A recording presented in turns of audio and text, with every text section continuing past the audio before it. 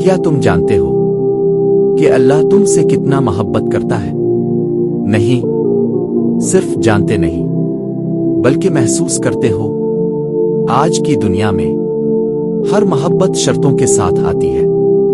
اگر تم ایسے بنو گے تو میں تمہیں چاہوں گا، اگر تم بدل گئے تو میں چھوڑ دوں گا۔ لیکن اللہ کی محبت وہ محبت ہے جو تمہارے گناہوں سے بڑی ہے، تمہاری کمزوریوں سے طاقتور ہے اور تمہاری مایوسی سے کہیں زیادہ روشن ہے۔ اللہ قرآن میں فرماتا ہے، میری رحمت ہر چیز پر حاوی ہے۔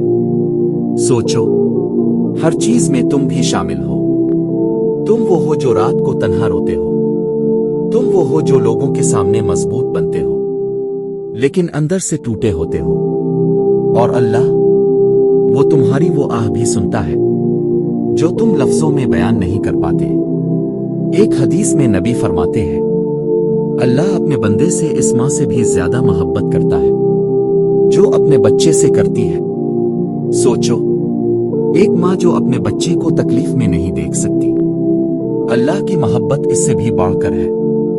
جب تم گناہ کرتے ہو اور پھر شرمندہ ہو کر پلٹتے ہو تو اللہ کہتا ہے، میرا بندہ جان گیا کہ اس کا ایک رب ہے جو گناہ معاف بھی کرتا ہے اور پکڑ بھی سکتا ہے، اور اللہ مسکرا کر معاف کر دیتا ہے۔ ہاں، اللہ خوش ہوتا ہے جب تم توبہ کرتے ہو۔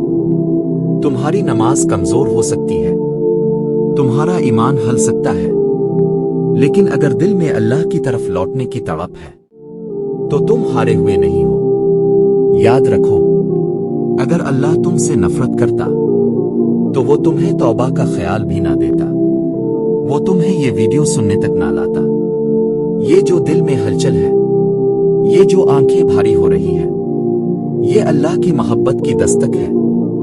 وہ رب جو کہتا ہے، مجھے پکارو میں جواب دوں گا۔